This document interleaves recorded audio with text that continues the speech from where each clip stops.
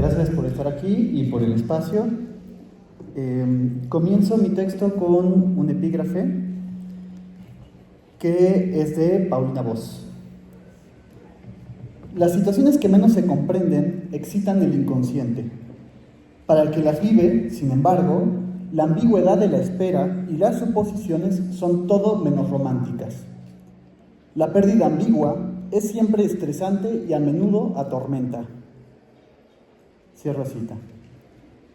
En México se vive una situación tanto difícil como delicada en lo que respecta a la violencia. Esto no solo se debe a que día con día se llevan a cabo actos atroces, sino al hecho de que, como lo sugiere Elie, se realizan a cielo abierto. No se trata, como en el caso de los nazis, de hacerlos en la noche y en la niebla, sino a plena luz del sol. A veces son perpetrados por el crimen organizado, en otras ocasiones por particulares y oligopolios.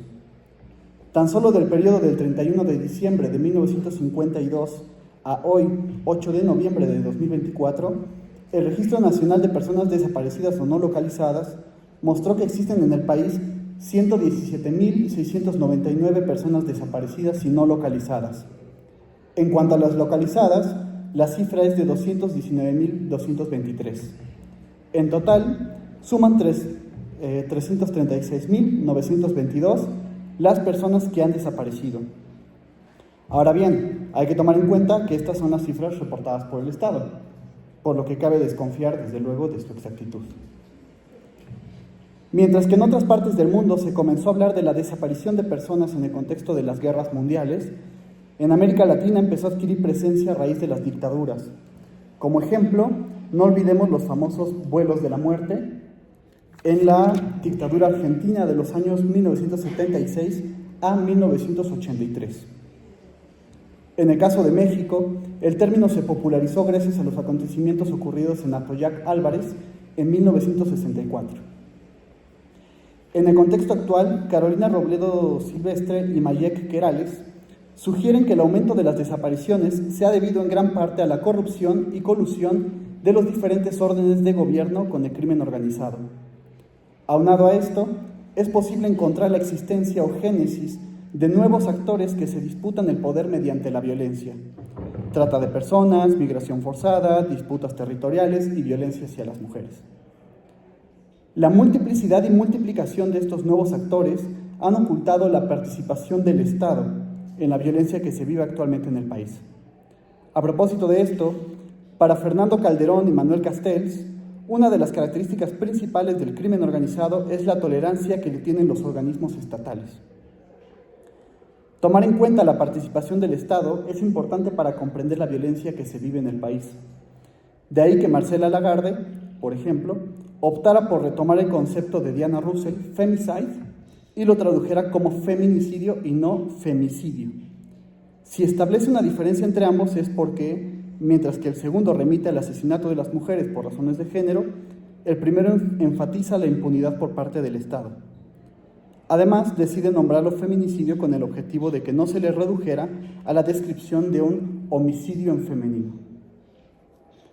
Por su parte, Rodolfo Gamino Muñoz establece que hay dos coyunturas que han hecho que la desaparición se haya vuelto visible y pública.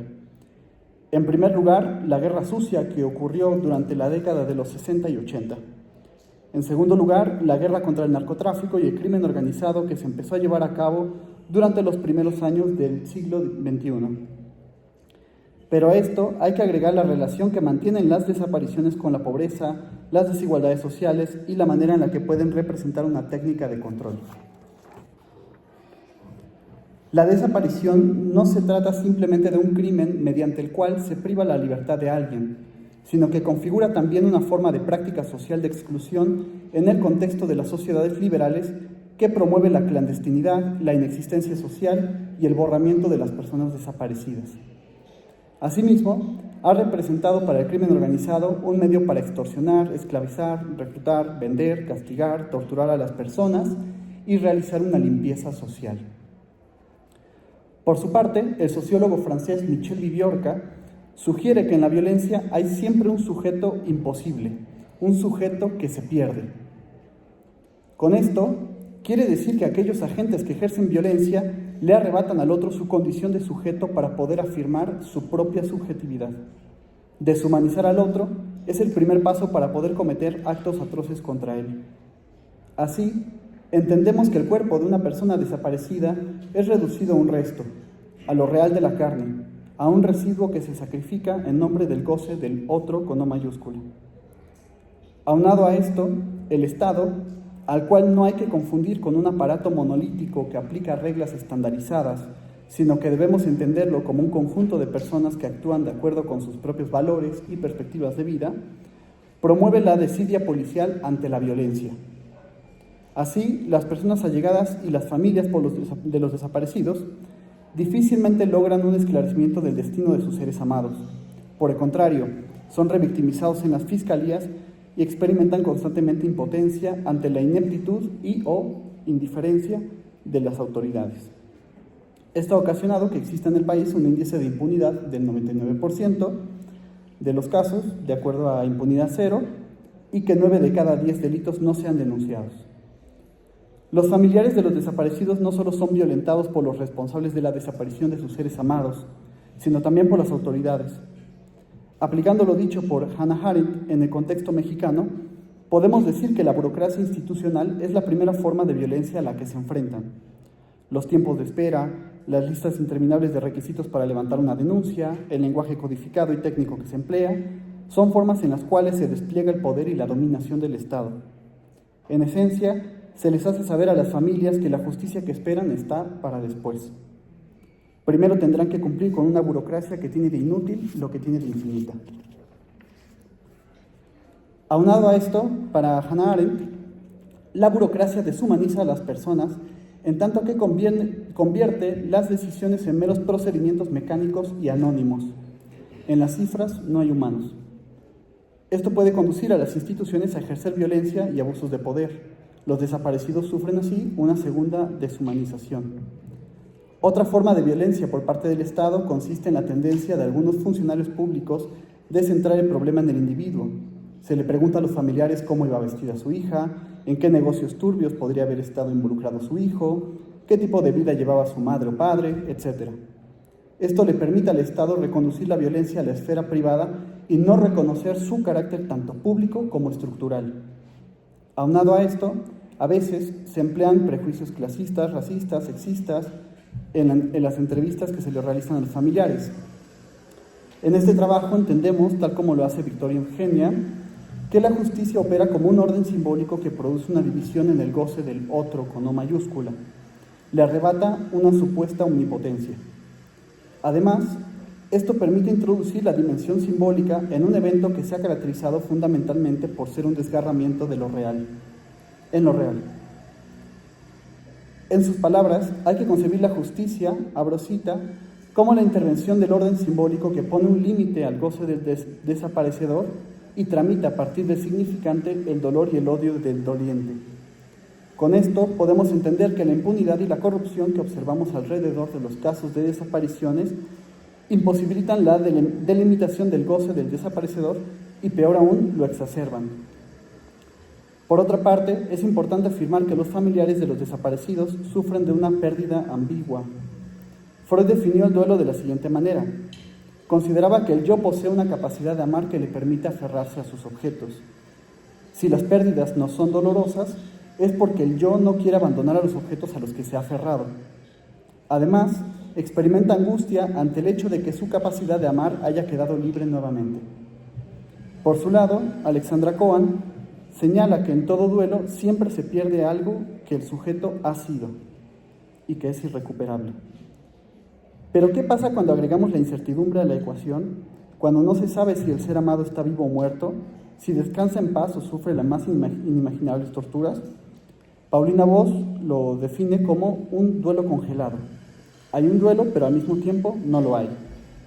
Es incluso llamativo que algunos familiares se refieran a su ser amado como una persona viva, como alguien que espontáneamente entrará a casa y resolverá con su mera presencia su dolor. Respecto al duelo, concuerdo con Gina Lush en su Erótica del duelo en tiempos de la muerte seca, cuando critica a los propios psicoanalistas de reducirlo a un trabajo realizado por etapas.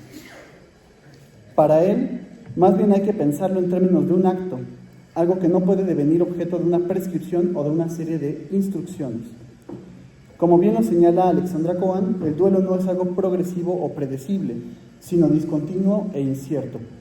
También apunta a un imposible, en tanto que el sujeto ya no puede nunca volver a ser aquello que era previo a la pérdida. Lo que sí hay, y quizá el testimonio posibilita eso, es la existencia de un deseo que puede reescribirse en una nueva soledad. Así, el testimonio también permite bordear, contener, un real que se ha desgarrado. Por otro lado, la repetición de lo traumático, repetición al servicio de la pulsión de muerte, es una constante en los seres queridos de la persona desaparecida. A propósito de esto, me gusta cómo planteó Elie la cuestión de la repetición en su presentación en Costa Rica. Ahí decía que se repite lo traumático para no olvidar, para no dejar pasar lo ominoso. El problema es que lo traumático retorna, pero no necesariamente para producir una sutura, sino que lo hace como agujero. Quizá lo fundamental del testimonio recaiga en posibilitar la producción de un límite a ese agujero que todo lo devora. Respecto a la importancia del testimonio, en el texto La vida de los hombres infames, Foucault examinó los registros y testimonios de aquellas personas que fueron marginalizadas y objeto tanto de la represión como del control social en la Francia de los siglos XVII y XVIII. En ese texto sostuvo que interesarse por los testimonios que usualmente suelen ser olvidados o ignorados es vital, en tanto que permiten revelar las prácticas del poder. Por tanto, podemos afirmar que poseen un fuerte componente crítico. Por su parte, para Emmanuel Josset, no hay que reducir el testimonio a una mera aventura de las palabras, ni debemos reducirlo a una narración o a una historia. Tampoco debemos pensarlo como una simple descripción o información sobre algo. Adelpha, en su texto El testimonio en la formación del psicoanalista y en la teoría psicoanalítica, parece coincidir con este punto al sostener que, si bien el testimonio precisa del espacio que el relato le brinda, no puede ser reducido a él. Dar testimonio no es simplemente contar lo que ya pasó en otro lugar, en otra fecha. Por otro lado, si bien no tenemos certeza de que quien testifica puede entender completamente lo que está testificando, eso no significa que el objeto del testimonio sea oscuro o confuso. Al final, lo que está en juego es una verdad, la cual, dicha sea de paso, sobrepasa la voluntad y autoridad del yo. El testigo no produce un testimonio por iniciativa propia, sino que recibe su legitimidad de lo que le afecta, de aquello que lo obliga a hablar, como podría ser experimentar una desaparición. De esta manera, quien presenta un testimonio se resiste a la tentación de una huida y renuncia al dominio del significado de lo que recae sobre él. Uno puede incluso estar dispuesto a dar la vida por su testimonio. En él se juega tanto la singularidad como la finitud del sujeto. Así, hacerlo consiste en exponerse sin preocuparse por la propia identidad.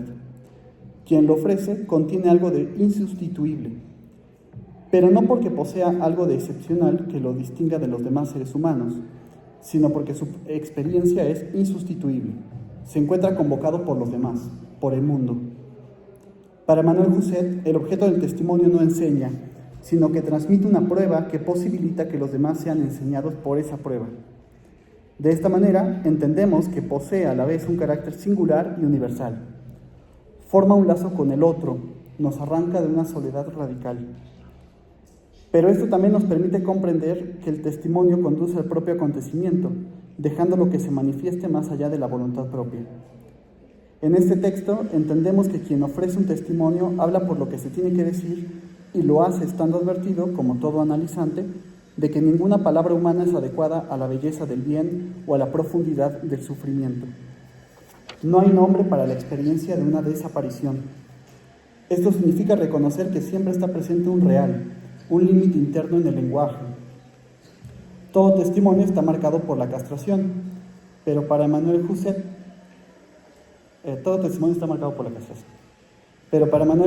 también implica dar cuenta de que quien habla lo hace desde la fragilidad de su existencia. En este sentido, solo quien acepta su finitud esencial es capaz de ofrecer un testimonio. De ahí que sean tan valiosos. en tanto que nos confrontan con nuestra propia vulnerabilidad. Esto es lo que vuelve al objeto del testimonio algo tan valioso e inaccesible para la experiencia científica. Quien ofrece un falso testimonio está condenado a no experimentar su singularidad y hace de su vida una muerte. Es importante agregar que el objeto del testimonio no es un ser que puede objetivarse. Quien habla no es un sujeto neutral y distanciado que narra una historia apegándose a la realidad. Por el contrario, se encuentra en una relación a la vez de proximidad y de lejanía con el contenido del testimonio. Por un lado, se encuentra atrapado por aquello que testimonia. Por otro, no está incluido como la medida del evento. Por ejemplo, quien da un testimonio sobre la desaparición no puede reconocer lo que pertenece al evento en sí y lo que pertenece a su propia subjetividad. Están engarzadas.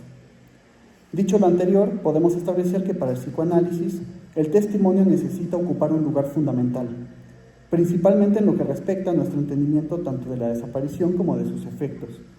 Como lo sugiere Alexandra Cohen, el psicoanálisis suspende toda comprensión inmediata e intenta darle lugar a la ilegibilidad del otro, a esa verdad que sobrepasa la autoridad y comprensión del yo. Esto implica abrir un espacio para el dolor y la angustia sin que se les jerarquice o se les clasifique. El psicoanálisis posibilita sostener una angustia desnuda, sin los velos del juicio, la sospecha de significados ocultos o la identificación. Por otro lado, pretende suspender el saber del experto para que se produzca el saber del inconsciente. Gracias a esto es que tanto la finitud como la singularidad del sujeto pueden desplegarse. Gracias.